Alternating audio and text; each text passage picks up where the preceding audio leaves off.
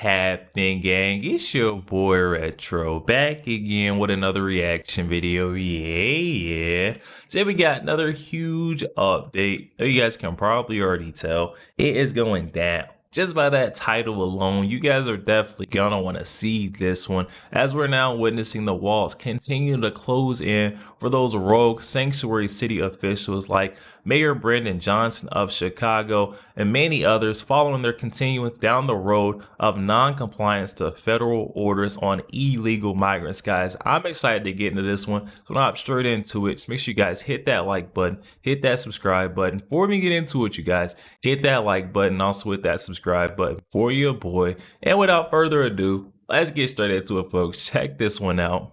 Immigrant support budget has dropped by nearly 90%. And in the midst of this, migrants did not bring a wave of crime to Denver. In fact, crime went down. Homicides dropped 17%, shooting victims dropped 24%, auto theft down 29%. America is not just a place, it's a belief. Our efforts to improve public safety by building trust with and investing in our communities are working. Violent crime is down in Chicago. The city ended 2024 with its lowest homicide rate in 5 years. The city is also safer because of our welcoming city ordinance. That law makes sure that the city's police resources are focused on our local priorities.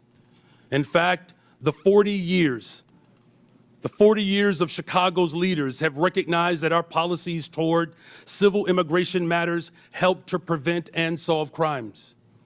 Put simply, any actions that amplify fears of deportations make Chicago more dangerous. Indiscriminate mass deportation agenda is a far greater threat to public safety than any city policy. A mountain of empirical research shows that reasonable restrictions on ICE cooperation do not increase crime rates, and that immigrants lower crime rates. Immigrants, including illegal immigrants, commit crimes serious enough for them to be incarcerated at half the rate of U.S.-born Americans. Data from Texas shows that illegal immigrants are 36% less likely to commit and be convicted of murder. At least before this current mass deportation effort, immigrants were more likely to report crimes than U.S.-born Americans. Don't jeopardize that. For the congressman keeps saying they commit less crime than Americans, who cares? Every crime committed by an illegal alien, every child raped by an illegal alien, every public safety threat by an illegal alien could have been prevented because they're not supposed to be here. It doesn't matter who does more. These are preventable crimes if we secure the border. And the border is more secure now than it ever has been, because I'm working with the greatest president in my lifetime who has illegal immigration down 97%. He did that in 3 weeks. President Biden could have done it. He couldn't do it in 4 years if President Dunn didn't. Wow, and that right there is why I love Tom Homan, support him so much. This guy just truly cares about the people, saying that we shouldn't even be taking this chance. Every crime committed by these illegal migrants, guess what? It could have been prevented, 100% preventable. I'm on board with the Tom Homan. As for these rogue sanctuary city officials, these mayors that keep saying that migrants are bringing crime rates down, just because you don't report the crime doesn't mean the rate is actually down. The folks in your cities, the folks that are living in these communities, they can feel it. They see it.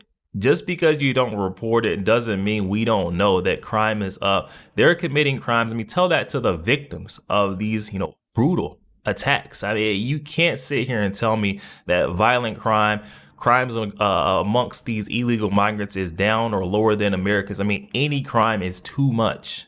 He did that in 3 weeks. President Biden could have done it. He couldn't do it in 4 years if President Dunn did in 3 weeks. We got a safer border. And because we got a safer border, 97% less people are coming. Less women are being raped. Less children are drowning in the river. Less Americans dying from fentanyl overdoses. Less sex trafficking of women and children. President Trump's saving lives, and they can't stand it because it's a political difference. It's not a realistic difference. It's about saving lives. That's what this country's about. Support law enforcement. Why is law enforcement all of a sudden, Tom Homan, we're the bad guys who we enforce the law, but the ones who break the law, the ones that rape children, they're the victims? Give me a break. And you know what? I'll wear this as a badge of honor. If I get and live in their heads rent-free every day, that's kind of cool, and I'm loving it. And I'm coming. Well, Come on, Tom.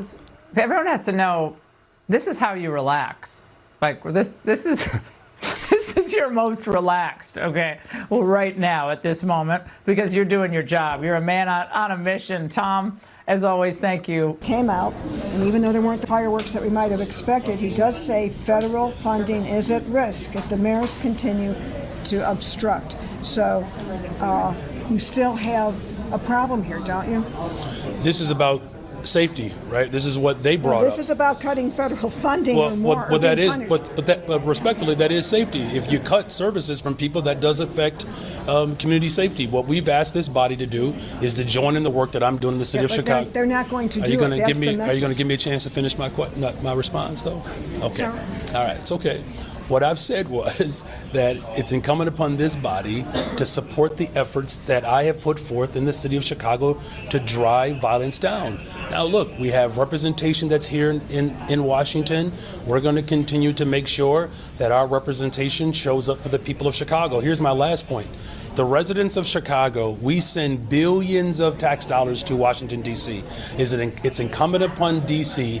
to actually pay the residents of the city of Chicago their fair share. Go ahead, Greg. I was going to say, Representative Luda said. And this guy is all too reminiscent of Kamala Harris with the word salads. I'm gonna be honest, his excuse that he's making up make no sense whatsoever. This is probably why this guy, I researched it up, this guy's got like a 7% approval rating amongst Chicagoans. Hope I'm saying that right. I mean, the residents of Chicago do not like this guy whatsoever. I doubt he gets it back in as mayor, but this right here shows you he feels so entitled, you know, that almost arrogant attitude that he has towards the reporters, you know, feeling like he's above federal laws, risking the federal funding of his city over his ego. Oh my God, I can't get on board with this right here. And folks like this, these rogue officials of these sanctuary cities, they're lost. They're in a whole different world. And this is the attitude we see all too common amongst these sanctuary city officials that want to get in the way or stop the process of the ICE raids and the mass deportations. They keep saying they're trying to protect their citizens, but if they truly cared about the well-being, the safety of their city, guess what they would do? They would allow ICE to come in. They would allow Tom Homan to carry out his agenda, but instead, they're trying to make their claim to fame by going against or getting in the way of Donald Trump's mission, his agenda. Give it a break, guys. This is what we voted for. I know so many folks in the city of Chicago are like, why is this guy in office right now? This is why it really does pay to research who you're voting on, you know, because folks voted this man in, not knowing that this is how he felt. He cares more about his ego than he does about federal funding and doing what is right. The residents of the city of Chicago their fair share. Go ahead, Greg. I was going to say, Representative Luda said that she's going to refer this matter and you mayors to the feds for investigation. What are your concerns, if any, about the possibility of charges being brought against you and the other mayors? Well, I mean, if that happens, you know, our legal team, our corporate counsel will review those documents and proceed accordingly. But again, our focus is making sure that the people of Chicago are safe. Marianne? And hopefully he doesn't get to use taxpayer lawyers or use tax dollars to appoint these lawyers. Use your own personal funds, because the way you're acting is solely in personal interest. No one else is on the side of these rogue Democratic officials. So I don't believe they should be able to use tax dollars for this. Again, our focus is making sure that the people of Chicago are safe. Marianne? It's a lie. It seemed as if at times there were personal attacks. Overall, you didn't lose your cool. Do you feel as if you walk out of here like, okay, I came what I was expected to do? Well, as I said, thank you for the question. I'm always going to be who I am. The people of Chicago elected a husband, a father, a middle school teacher, someone who comes out of the working class to represent our values. And, you know, I'm not going to shy or cower simply because people don't believe in investing in young people, investing in mental health, investing in housing, driving violent crime down in the city of Chicago. So I promised that I would come here and represent working people, and that's exactly what I did. How do you feel you did, and how did you prepare? Well, look, it's a lot easier to speak to the values of our city when you believe in them, right? And so, I will say this. Being a middle school teacher in the Chicago Public Schools certainly prepares you for this committee. Mayor, did you learn anything new from your experience today? I bet you middle school did prepare him for moments like this, because he is truly acting immature, very childish in the way he's carrying out his duties of office. Anyone with half a brain would know to stand down, get out the way. This guy keeps trying to push the point to say that he cares about the safety of his community, the safety of his citizens, but it shows that he does not care whatsoever. This is definitely middle school behavior. Chicago Public Schools certainly prepares you for this committee. Mayor, did you learn anything new from your experience today in this hearing? Well, I mean, look, there are a lot of people in this country who want Washington to actually invest in people. To hear congressional leaders from all over the country express a desire to invest in the people of this country, that was encouraging to hear. I mean, it's what I've been doing as mayor, and I'll continue to do that. You seem to receive some of the most personal attacks out of any other of the mayors sitting there. Why do you think that is, and was it not tempting to kind of respond to those directly head on?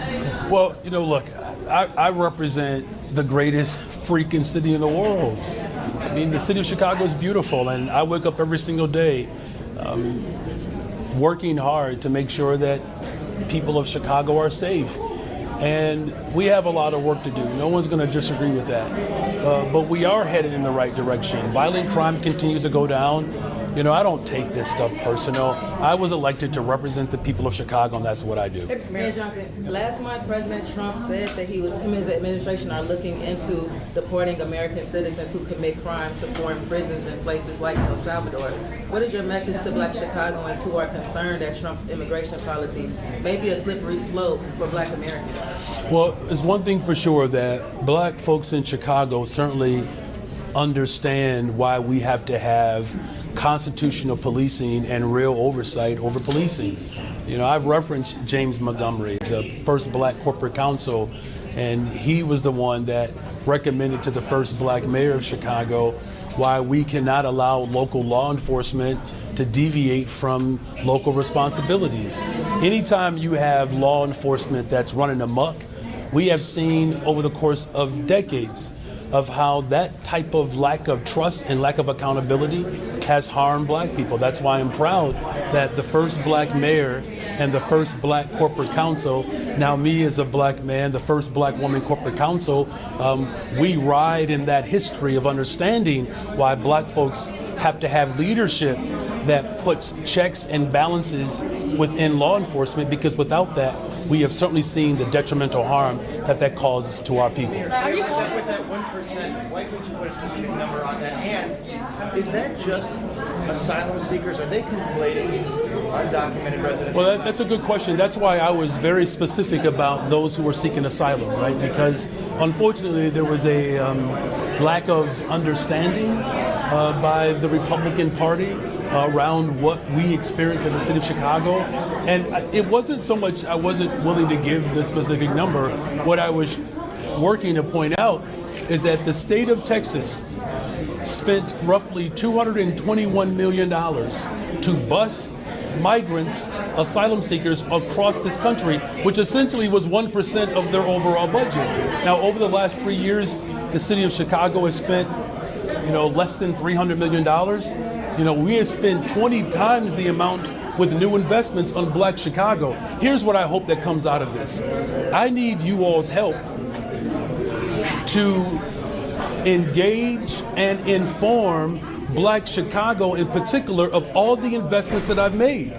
It's so critical for the people who have been disinvested in for decades to not know that we have spent 20 times the amount with new investments just for West and Southsiders, building homes, hiring young people, making sure that we're providing behavioral and mental health services, and driving crime down. Remember, when I ran for office, many folks believed that my vision for Chicago would make it less safe. Well, we have proven the people who did not believe in leadership like mine, we've proven them wrong. Not only is crime down, but investments are up. Thank you. Yo, there we have it, guys. That was very tough to watch. Just the the excuses, the blame shifting, and just the outright denial that we see these leaders in. We got the Chicago mayor, Brandon Johnson, who just cannot admit the truth. He says that his agenda, his motives are to bring down crime within his city for his residents. He cares only about their safety. But then he quickly goes against and discredits all of that by being in support of these illegal migrants overrunning the city. I mean, the crime cannot be down when you've got these illegal migrants committing crime, abusing and misusing the resources that could actually work for your citizens. I bet they're fed up and tired. I've seen so many videos, outcries from residents in these sanctuary cities who were using public assistance programs, but then shoved aside because of these illegal migrants that have overrun and exhausted the resources. I mean, of course they're fed up. That's probably the reason why this guy's got less than a 7% approval rating. No one in Chicago is voting this guy back, and he showed his true colors. And just like he was stating what folks thought he was about, what he was going to do to the city, he was going to have them overrun with crime. He was going to bankrupt the city, guys. He's done exactly what folks assumed he would do. And then he's trying to lie about it all, saying, no, what you're seeing is not true. Don't let your eyes deceive you, guys. The folks of Chicago could definitely see through his lies, and he is not getting back in office anytime soon. Hopefully we start to see some accountability, some recourse for the actions of these rogue sanctuary city officials that feel like they can stop or impede the process of Tom Homan's mass deportation efforts. They're aiding and abetting these criminal migrants, and it needs to stop. But guys, definitely hop in the comment section. Let me know what you're thinking. I just had to call him out. That was tough to watch him sitting up there lying, gaslight, and trying to push these excuses for why he's not doing his job, y'all. But definitely let me know your guys' thoughts. Also, make sure you guys hit that like button, hit that subscribe button. If you did enjoy more content like this, catch you guys on the next one.